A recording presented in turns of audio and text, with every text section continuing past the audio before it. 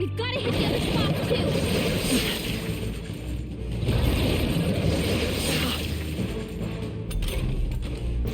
Seeker! Scour!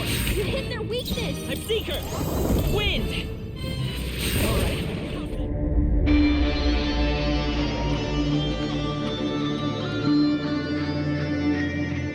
Establishing a wholly original intellectual property in today's gaming industry is a demanding feat that requires the utmost dedication. Taking chances is riskier than ever, so when a celebrated developer chooses to do so, the sheer act warrants undivided attention. Atlus, in particular, has been associated with its flagship series such as SMT and Persona, which, despite numerous spin-offs, don't really allow for entirely blank canvases. Enter the announcement of the wildly ambitious fantasy RPG, Metaphor ReFantazio, a brand new game accompanied by an array of merchandise and even an already confirmed manga adaptation. Based on that reveal, it's clear Atlus was putting their all into the project, and after experiencing the memorable adventure myself, it's undeniable that Metaphor ReFantazio will become a well-deserved cornerstone for the developer, joining the ranks of Persona and SMT in presence and prominence.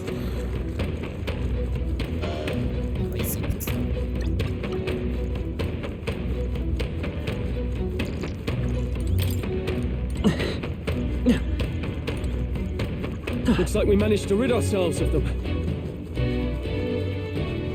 Metaphor ReFantazio invites you to witness the tale of a customizable protagonist in a richly imagined fantasy world. This land, the United Kingdom of Uchronia, is composed of numerous races known as tribes and is rife with discrimination in every conceivable form. The status quo favors certain tribes, but matters are even more dire for the main character, a member of the Elda tribe, who is harshly excluded compared to the others. That said, this already tumultuous backdrop shifts dramatically when the king of Uchronia's capital is assassinated. This event initiates a tournament where literally any individual in the land could become the next ruler, provided they earn the most support from the populace. The protagonist and his fairy companion Gallica become involved, with the protagonist even entering the tournament himself. But there's another layer to this development. A resistance group assigns the duo to save the nation's cursed prince, who has been in a comatose state for a few years, and as fate would have it, the only apparent method to save the prince is by killing the supposed caster of the curse. Happens to be a candidate in a league beyond all others named Luis. If there were one word I had to use to assess Metaphor, it would be gripping. This fantasy epic contains all the essential components for an impressively engaging 90-hour adventure that never relents in its pacing. From the opening hours, which takes their time establishing the stakes and premise, to the optional character events that expand upon motivations and backstories, there's always a compelling force at work. It's an underdog tale that excels in gradual buildup of tension and fulfillment. What significantly enhances immersion and attachment is the handling of the main character. Unlike the silent protagonist in Persona and SMT, he is not voiceless. While you still select choices for his responses, he's still voiced. Plus, considering his initial goals and the fact that you name yourself and him separately, the protagonist of Metaphor is clearly his own character rather than just a reflection of the player. Admittedly, I would have preferred if he were treated more like Ringo from Soul Hackers 2, being fully fleshed out with voice lines and agency not tied to the player. However, what's here effectively differentiates between you and him. Additionally, the rest of the core cast is equally impressive.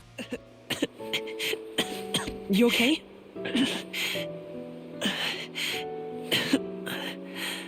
Don't push yourself so hard. Reality is much too cruel. I know that. But I'll fight it. I'll fight to the end. Metaphor achieves the notoriously tricky facet of having a stellar party with no weak links. Even the later members integrate brilliantly with the cast. The weakest party member is arguably Hulkenberg, partially due to how rapidly she joins, but her inclusion is still excellently justified. They all have relatively equal staying power throughout the journey, and the optional scenarios, while they are must-play, aren't actually essential for understanding the characterizations. They're more like expansions on traits you could already perceive from the main story. These strengths coalesce into arguably the most extraordinary facet of Metaphor, which is its pacing. To elaborate on that front, let's examine the gameplay gameplay loop. Throughout the game, you encounter a structural familiarity reminiscent of the modern era Persona titles, segments of narrative interspersed with days of downtime, during which you're tasked with clearing a required dungeon at your own pace or engaging in numerous side activities. However, where Metaphor truly thrives is in making each iteration of this loop feel fresh, thanks to the story premise. The main character, his allies, and other participants are traveling across the country for the Royal Election Tournament, and each step of the quest takes place in a new major location. These new areas introduce fresh shops, quests, and characters, creating a magnificent volume of content that doesn't feel overwhelming. Since these new places become the focus upon arrival, they contain the bulk of new content rather than updating every previous location with renewed objectives. I was also impressed by how, despite the sheer number of activities available, practically everything can be completed in one playthrough with some essential planning. But I'm getting ahead of myself here, so let's dive into what the tasks actually are. For starters, you have bonding episodes that are easily comparable to social links from the Persona series. Members of your playable party and key characters you meet throughout the journey fill these roles, and they function as expected. Ranking up these bonds impart major boons, like evolved iterations of already obtained archetypes, which essentially is a job class system, but more on that later. However, some rank ups are gated by royal virtues, which are essentially the social stats from the modern Persona games. These virtues are raised by completing various town activities and quests, creating an essentially discernible gameplay loop. Admittedly, it can feel like Metaphor borrows heavily from Persona in these specific aspects, yet as I previously implied, the refreshing implementation of these mechanics is honestly the best I've ever seen Atlus execute. You never face needlessly lengthy deadlines for main story objectives, and there's no shortage of activities within a limited time frame. Metaphor also boasts the best version of the calendar system seen in an Atlus title since probably Persona 3. The passage of time has a significant impact on the story's overall premise, exemplified by the new locations you visit after each accomplishment. Consequently, every in-game month manages to feel tonally different. But let's return to the bonding episodes for a second, because their writing is immaculate. Every character offers uniquely innate perspectives of the world, with the racism among the tribes being the prominent example. As each party member you gain belongs to a different tribe, seeing multiple perspectives from major characters across the tribe paints a clearer, multifaceted picture of how corrupt the United Kingdom of Ukrainia is. The protagonist's unconventional entourage and his apparent yearning for the throne, despite his social stigma as an Elda, are more believable justifications for these characters to open up to him. Metaphor doesn't shy away from emphasizing discrimination towards the protagonist himself, illustrated by the monuments throughout the towns that display the popularity of the most prominent candidates. Given the racism targeted at the Elda tribe, it takes quite a while for the world to even consider supporting him. All of this making the progression towards the throne a satisfying goal to strive for. Granted, the growth of the main character's popularity isn't handled as precisely as it could have been, with strides in popularity sometimes appearing abrupt in the main story. However, if you participate in debates against other candidates and complete side quests that individuals of renown purposely sideline, it all still clicks.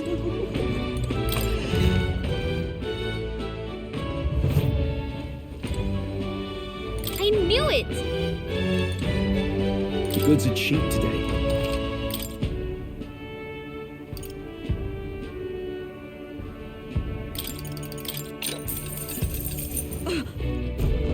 Look at that! Watch out! We can spot it! A preemptive Now get in there! Finish him Come off! forth, royal soul! You got him! Warrior! Nice going, Captain! Let's wrap this up! Great job!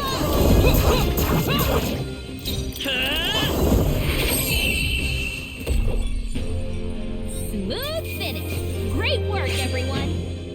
Okay, I shall rise. In the realm of gameplay, Metaphor has plenty to offer, particularly its layered combat system. The most immediately noticeable aspect is the coexistence of both real-time action and turn-based systems, with the real-time action being more than just an accompaniment, and it's actually fleshed out more than I expected. For instance, your equipped archetype or class determines the weapons you use in battle, including in these action scenarios. Enemies react differently to weapon affinities, making your gear choice crucial even outside the core turn-based encounters. Regarding how the transition works, striking an enemy on the field enough times will reduce their break gauge, allowing you to initiate a preemptive strike in a turn-based battle with the click of a button. Alternatively, you could wait for the enemy to remain stunned on the field and attack them repeatedly in real-time action, but that does take some time. The general system is comparable to the Legend of Heroes Trails Through Daybreak, but it's actually handled far far more elegantly and balanced in this title. In Trails Through Daybreak, you could easily annihilate every mob in action combat with little thought. In contrast, the brief action bouts in Metaphor are dangerous and require meticulous movement. Failing to dodge an incoming attack can result in a devastating ambush that pushes you to the brink of a game over, making every new dungeon moderately tense. Conversely, enemies significantly lower in level can be eliminated on the field altogether, preventing needless time waste. Overall, the meshing of these genres here worked magnificently. The turn-based fights operate under the press turn system, also used in Atlus's other titles like SMT5 Vengeance. Simply put, turns are represented by icons at the top of the screen, with each action consuming at least one symbol per phase. Players and enemies have their own separate sets of turn icons. The strategy in these systems is rooted in managing the number of turn symbols, and here, evading attacks and nullifying incoming attacks can cause a loss of multiple turn icons. Beyond the typical RPG considerations of stats and attack types, this makes the choice of your equipped archetype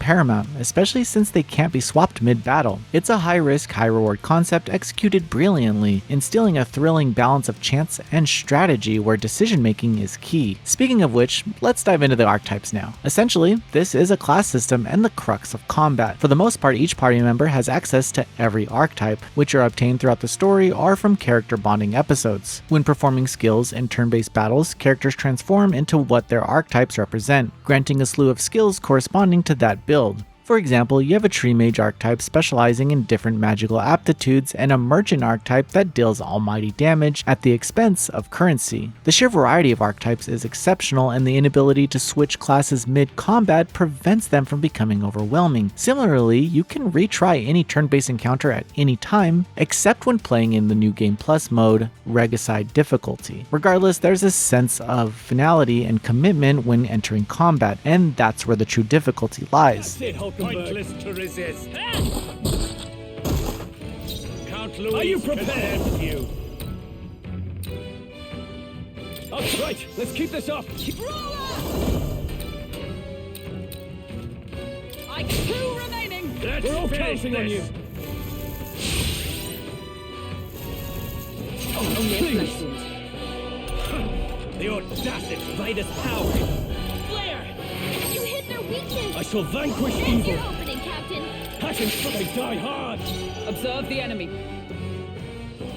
Strategy can only take you so far if your toolkit and chosen archetypes aren't up to par. As a sort of compromise, you can attach skills from one archetype to another at a cost, building greater synergy and choice. Another notable feature is synthesis, multi-character skills available only depending on your equipped archetypes. At first glance, these techniques may seem overly powerful, yet they inherently embrace the high-risk, high-reward nature of the press turn system, as they can consume multiple turn icons on their own. Interestingly, depending on the action performed and your equipped skills, the press turn icons can be consumed in halves instead of wholes. This still counts as one icon functionality, but provides opportunities for doubling up on turns if you play your cards right. In essence, thanks to the numerous well-presented options and the efficacy of various strategies, with player individuality at its core, everything about the combat flows smoothly. These strengths are further enhanced by the challenging difficulty of Metaphor. While the first 2/3 of the experience are reasonably straightforward if you understand the combat essentials, the final third feels like a fitting test that demands intricate understanding of the builds you're pursuing. Continuing to explore the realm of choice brings up the quintessential aspects of cities and traveling. Throughout Metaphor, beyond growing your bonds with key characters and progressing the story, you have ample opportunities for other activities. Tasks like giving public speeches as an election candidate or simply people watching can raise royal virtues, which are necessary to boost the ranks of your bonds in the later stages, lead to entirely dedicated optional dungeons, making the world feel grander than ever. Granted, these areas are noticeably recycled in theme and layout, but the number of secret passages and side paths mitigates the potential tedium. Generally speaking, Metaphor excels at dungeon design that requires thought without being overly contrived, even if you're aiming to find all the treasure. Operation extends to the Gauntlet Runner, a massive mount that the cast travels in. This mechanical marvel contains its own slew of facilities and tasks that can raise your royal virtues and stats, including gardening, cooking, fishing, and more. In a sense, the Gauntlet Runner feels like its own mini-town, and I grew quite attached to it. Thankfully, you can eventually fast travel to previously visited cities without the passage of in-game days, implementing clever conveniences that doesn't dilute the joy of adventure and discovery in these new places. Honestly, the journeys feats are more transparently conveyed through the Gauntlet Runner. Not only do you see the party making their way around the vast map to new landmarks, but there's also a narrator who imparts lore as you arrive. Speaking of which, all lore information is neatly compiled within a well-organized glossary. It's well worth reading for the mix of subtle and direct expansions on characters and the world. A balanced approach is struck here. None of the encyclopedia entries are required reading for basic comprehension of the story, but there's a lot packed in here for those curious about the world. Last note, the English voice acting for Metaphor is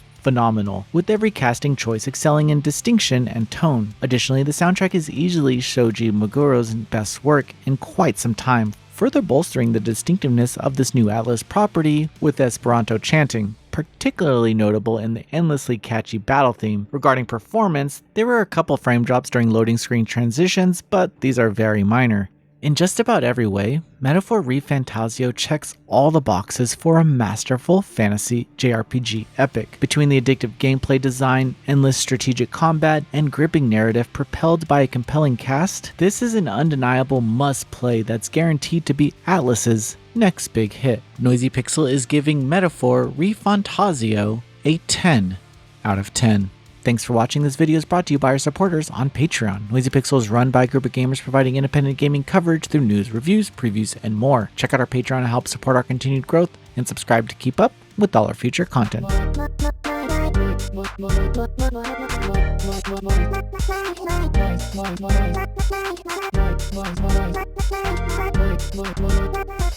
Noisy Pixel.